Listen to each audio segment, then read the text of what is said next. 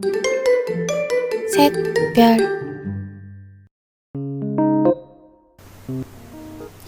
Assalamualaikum warahmatullahi wabarakatuh. Hai guys, perkenalkan nama saya Delia Ramadhani Sam dengan NIM 19921410002, Prodi Akuntansi S1 kelas A.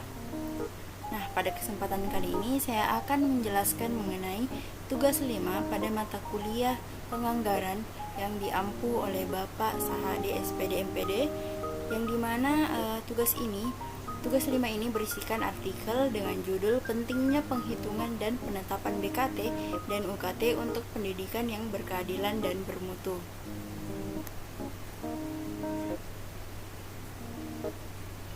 Nah, pokok bahasan pada materi ini ada 3. Yang pertama, pentingnya penghitungan dan penetapan suatu BKT dan UKT untuk pendidikan yang berkeadilan dan bermutu. Lalu pokok pembahasan yang kedua yaitu perhitungan besaran UKT pada semester 8 di perguruan tinggi, khususnya pada program studi akuntansi S1 di Universitas Negeri Makassar. Nah, yang terakhir yaitu manfaat yang didapatkan setelah adanya BKT dan UKT ini. Baik, langsung saja kita masuk ke pembahasan pertama. Nah, pembahasan pertama yaitu pentingnya penghitungan dan penetapan BKT dan UKT untuk pendidikan yang berkeadilan dan bermutu. Pengelolaan pendidikan yang ditujukan untuk menjamin mutu, maka penghitungan dan penetapan suatu BKT dan UKT ditujukan untuk meningkatkan mutu pendidikan yang berkeadilan dan bermutu.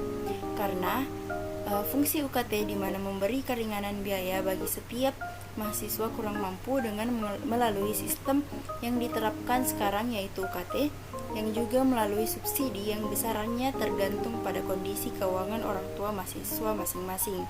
Jadi, UKT merupakan suatu sistem pembayaran uang kuliah dengan memberikan pemerataan sesuai kemampuan ekonomi masing-masing mahasiswanya.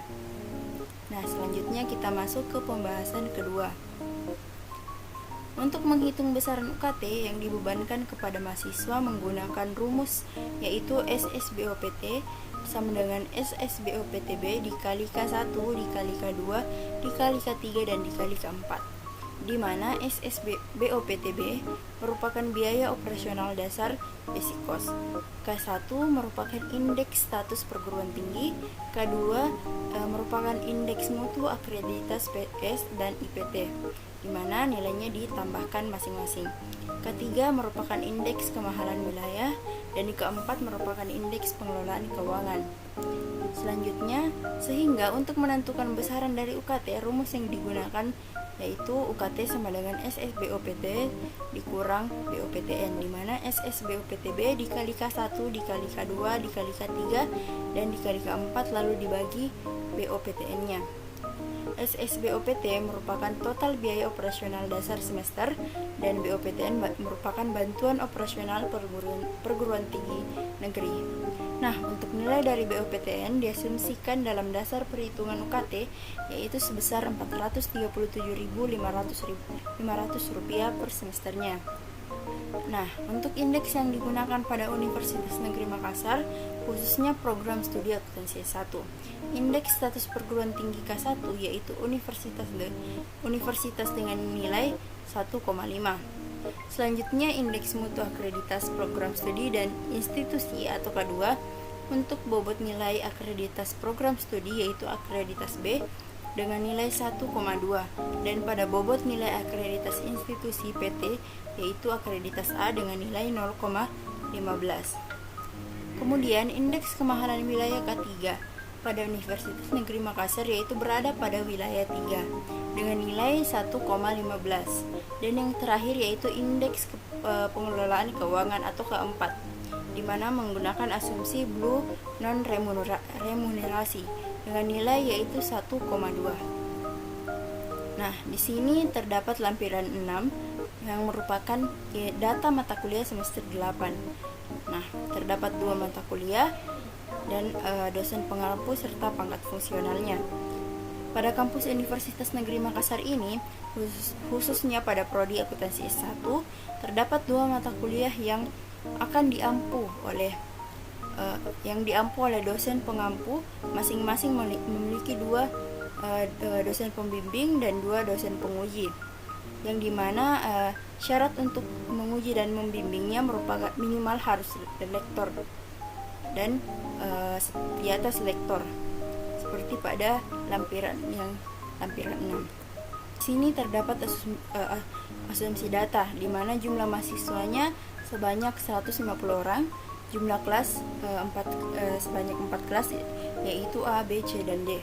OP kos dasar atau SSBOPTB-nya sebesar Rp12.404.267 yang telah ditetapkan di awal oleh Kemendikti. Biaya habis pakainya sebesar Rp119.000 yang diasumsikan, biaya penelitian mandirinya juga Rp500.000 yang diasumsikan. Nah, total SKS-nya sebanyak 10 SKS. Honorariumnya yaitu biaya dosen pembimbing 1 Rp500.000, biaya dosen pembimbing 2 sebesar Rp500.000, biaya dosen penguji 1 Rp750.000, dan biaya dosen penguji 2 Rp1.000.000. Di mana untuk biaya sebesar Rp500.000 yaitu merupakan pangkat fungsional lektor, dan untuk yang Rp750.000 merupakan lektor kepala, dan untuk yang Rp1.000.000 untuk guru besar. Nah, kita masuk ke penyelesaiannya. OP kos dasarnya, untuk menghitung OP kos dasar, nilai yang diperoleh dari SSBOPTB dikali SKS per mata kuliah, lalu dibagi jumlah mahasiswa. Lalu biaya tatap muka 1 dan biaya tatap muka 2 nilainya diperoleh dari biaya honorarium dosen dikali berapa pertemuan dikali jumlah mahasiswa dan dibagi dikali jumlah kelas dan dibagi jumlah mahasiswa. Dan untuk menghitung nilai dari ketiga ujian ini, yaitu ujian seminar proposal, ujian seminar hasil, dan ujian skripsi, cara menghitungnya sama, yaitu biaya honorarium dosen penguji 1 dikali dengan 1 pertemuan dikali jumlah kelas, lalu dibagi jumlah mahasiswa, lalu ditambah kembali dengan biaya honorarium dosen penguji 2 dikali 1 dikali jumlah kelas dan dibagi jumlah mahasiswanya. Nah, untuk menghitung total SSBOPT atau BKT-nya, perhitungannya yaitu OP kos dasar dikali K1 dikali dikali K2 dikali K3 dikali K4 ditambah biaya tatap muka 1 dan 2, lalu ditambah total dari biaya ujian dan ditambah dengan biaya habis pakai atau biaya penelitian mandiri atau biaya lainnya. Hingga total dari SSBOPT atau BKT pada salah satu mata kuliah di semester 8 yaitu mata kuliah tugas akhir atau skripsi sebesar Rp3.700.431 dan pada mata kuliah KKN sebesar Rp5.470.163, sehingga total SSBOPT atau BKT sebesar Rp9.171.594. Nah, setelah mengetahui nilai dari SSBOPT atau BKT pada semester 8, selanjutnya kita menghitung UKT-nya, yaitu yang rumusnya yang telah saya sampaikan sebelumnya, dan menghasilkan UKT semester 8 sebesar Rp8.734.944. Untuk pembahasan terakhir yaitu manfaatnya, dengan adanya pemberlakuan sistem BKT dan UKT inilah para mahasiswa serta orang tua dapat mengetahui secara pasti berapa biaya yang akan dikeluarkan oleh mahasiswa setiap semesternya, dan mahasiswa dengan kemampuan ekonomi rendah juga akan mendapatkan kesempatan berkuliah dan menuntut ilmu di suatu perguruan tinggi yang diinginkan.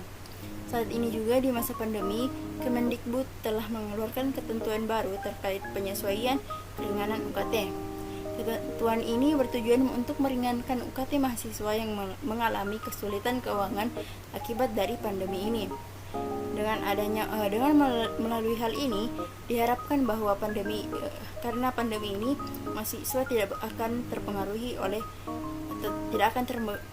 dan tetap berkuliah. Itulah tadi pembahasan mengenai pentingnya penghitungan dan penetapan BKT dan UKT untuk pendidikan yang berkeadilan dan bermutu. Sekian dari saya, kurang dari lebihnya mohon dimaafkan. Wassalamualaikum warahmatullahi wabarakatuh. Bye.